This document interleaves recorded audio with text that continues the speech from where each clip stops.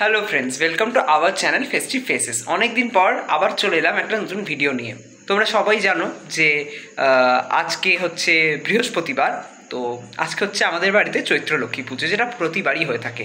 এর আগেও আমাদের চ্যানেলে চৈত্রলক্ষ্মী পুজোর ভিডিও আমি দিয়েছি, তোমরা চাইলে দেখে নিতে পারো। আর যারা যারা দেখেছো তারা তো জানোই যে কীরকম কী পুজো হয়, তো সেটাই তোমাদের সাথে আজকে আবারও শেয়ার করে নেবো। তাহলে চলো দেখা যাক কেমন হচ্ছে চৈত্রলক্ষ্মী পুজো। চলে এসেছি, এখনও অবধি স্নান করানো হয়নি। মা লক্ষ্মীকে স্নান করাবো, পোশাক পরিবর্তন করব।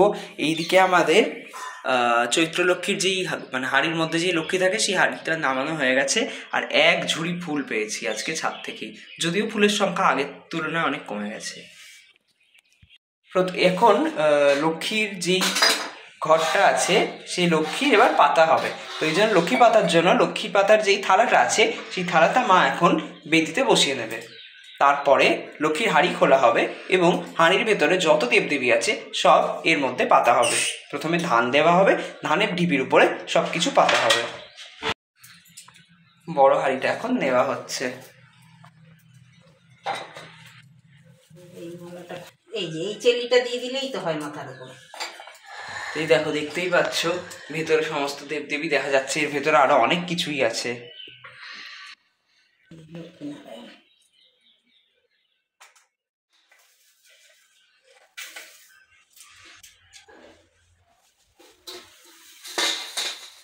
এটা ঢালার সময় এই ভেতর থেকে কত কিছু বেরোয়, কারণ এর মধ্যে অনেক রকমের দেবদেবী আছে। অনেকজনকেই আমরা চিনিও না যে এগুলো আসলে কার মূর্তি।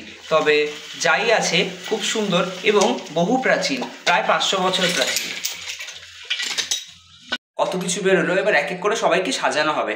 তবে তার আগে ছোট লক্ষ্মী নারায়ণকে স্নান করানো হবে, তারপর আমার বাড়ির গৃহলক্ষ্মীকে স্নান করাবো এবং তারপরে ঘট পাতা হবে এবং তারই মধ্যে ঠাকুরমশাইও চলে আসবেন।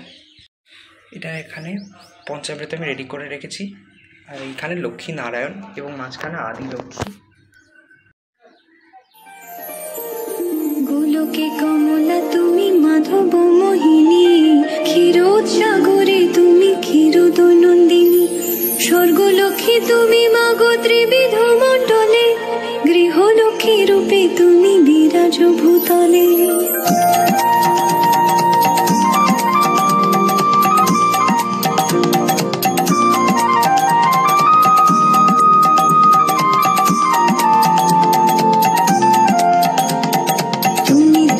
তুমি গঙ্গা পতিত পাবনী, সাবিত্রী বেরিঞ্চি পুরে বেদের জননী, রাজলক্ষ্মী মাগো তুমি নরপতি পুরে, গৃহলক্ষ্মী হন মাগো প্রতি ঘরে ঘরে।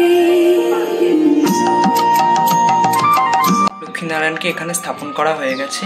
এখানে ঘট পাতার জায়গা আমি তৈরি করে নিয়েছি। এরপরে মালা পরিয়ে দেবো এবং বড় লক্ষ্মীকে স্নান করাবো। মা লক্ষ্মীকে আসনে বসিয়ে নিয়েছি, এরপরে মা লক্ষ্মীকে স্নান করানোর পালা।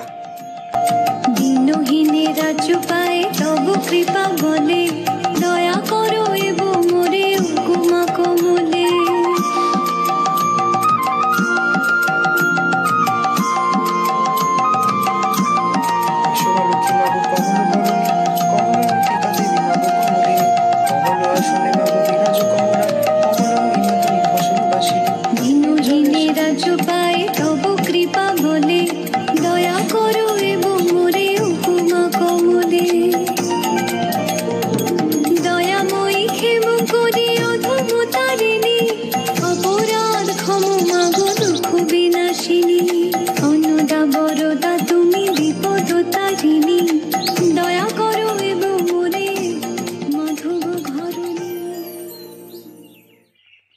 এখানে দুটো ঘট আমার রেডি করা হয়ে গেছে। একটা আমাদের গৃহস্থ মা লক্ষ্মীর সামনে বসবে, আর একটা হচ্ছে আমাদের লক্ষ্মীনারায়ণের সামনে বসবে। তাহলে এবার এক এক করে ঘট স্থাপন করা যাক।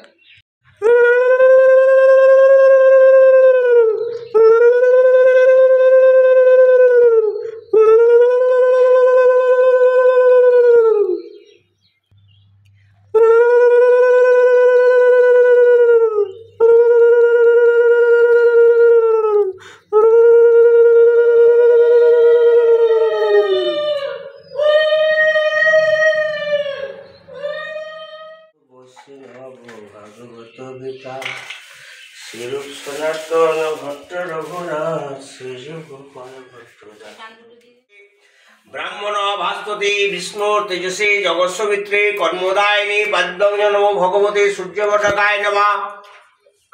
ওং এই সূর্যাং সহস্রাং সংতজরাসে জগৎপতিং কম্পায় মাং ভক্তাং গিরার দিবাকরম। ওং রক্তম বিরাসন বিশেষগ্রস্ত ধূপদার শক্তে কমলাসরায় নমঃ। ওং হ্রিঙ্গাধার শক্তে কমলাসরায় নমঃ। অশ্বাসন মন্ত্রস্য মেরি বৃষ্টি ছন্দ কুর্ম দেবতা আসন বসে। ওং ইয়া গচ্ছ ইয় তিষ্ঠ আগস্থিং স্থিরমো পূজানাং সুপ্রসন্নভবম। ওং অয়মারম্ভ শুভয়া গণদং খর্বং দীর্ঘজং বিতবাসনং সর্বপাপহরং নমো ব্রহ্মে ধনং দেহি সর্বন কামস্য দেহি প্রচন্ডে পুত্র নিত্যং সুকৃতে স্মরণে। ওম তন্ত্রহীনং মন্ত্রহীনং। পুজো শেষ হয়ে গেছে। এরপরে ঠাকুরমশাই চলে যাওয়ার পর আমি চৈত্র মাসের লক্ষ্মী পুজোর পাঁচালি পড়ে শোনাবো সকলকে এবং মায়ের সামনে। পূজা ব্রত, চৈত্র মাস, ব্রত কথা। এক দেশে এক বামুনি আর তাদের 7 ছেলে বউ বাস করত। দারিদ্র পরিবার, ভিক্ষে বাটা করে সংসার চলে। একসময় বামুন তার ক্ষেতে তিল চাষ করছিল আর সংকল্প করেছিল যে ওই তিল ক্ষেত থেকে তিলকুল তুলবে, তাকে 12 বছর তার বাড়ির লোক যেন তাকে অসম্মান না করে, ইটও না খেতে দেয় এবং ছেঁড়া কাপড় যেন পরতে না দেয়। এই বলে আরো বলল তার যেন যত্ন নেওয়া হয়, ইটও এবং ছেঁড়া কাপড়